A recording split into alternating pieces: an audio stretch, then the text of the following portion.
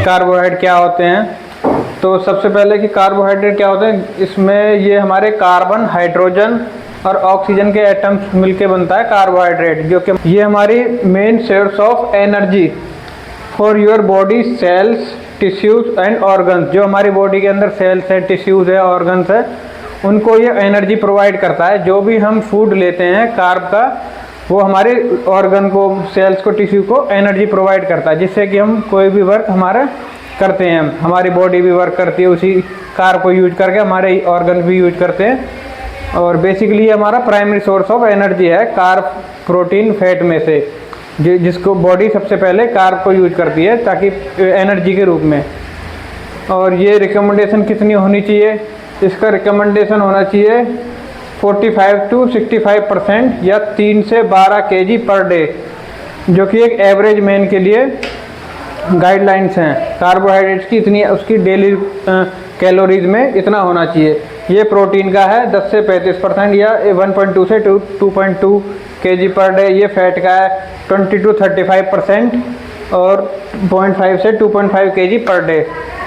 और अब आज हम कर रहे हैं कार्बोहाइड्रेट की बात। तो कार्बोहाइड्रेट के बारे में बताता हूँ। कार्बोहाइड्रेट में जैसे एग्जांपल लेता हूँ आपको, ये 45 से 65% कैसे आप अपनी डेली कैलोरी निकाल सकते हो।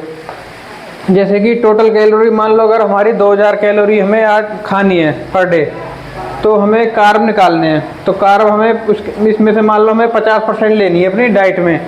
तो 50% लेने के लिए 2000 का 50% कर देंगे, 1000 कैलोरीज आ जाएंगी।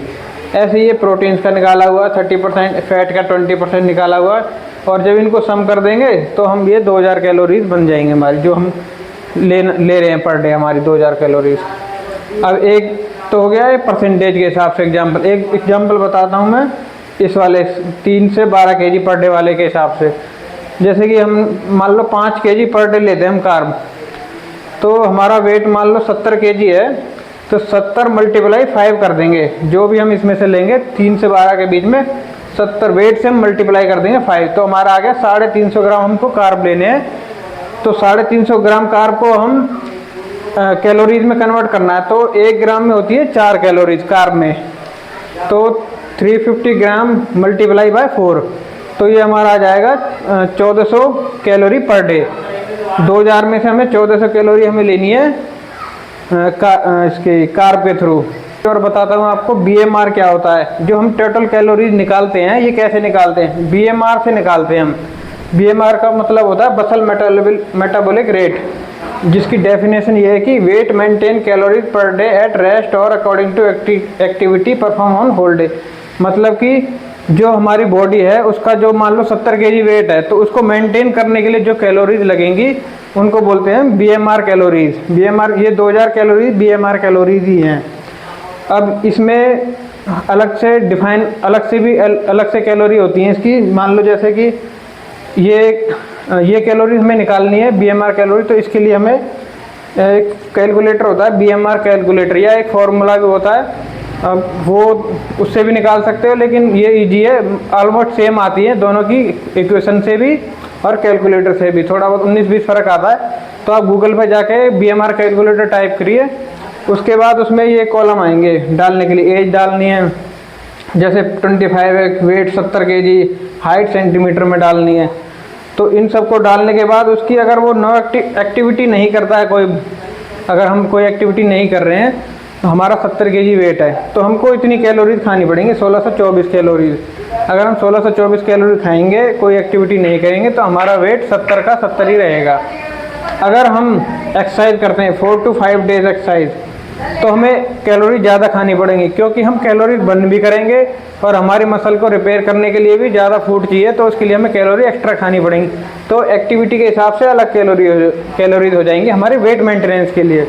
तो हमें 2380 कैलोरी खानी पड़ेंगी। 4 से 5 दिन अगर हम एक्सरसाइज करेंगे तो भी हमारा 70 kg वेट ही रहेगा मेंटेन। और अगर हमें वेट इंक्रीज करना है तो हमें 2380 कैलोरी से एक्स्ट्रा हमें कैलोरीज खानी पड़ेंगी।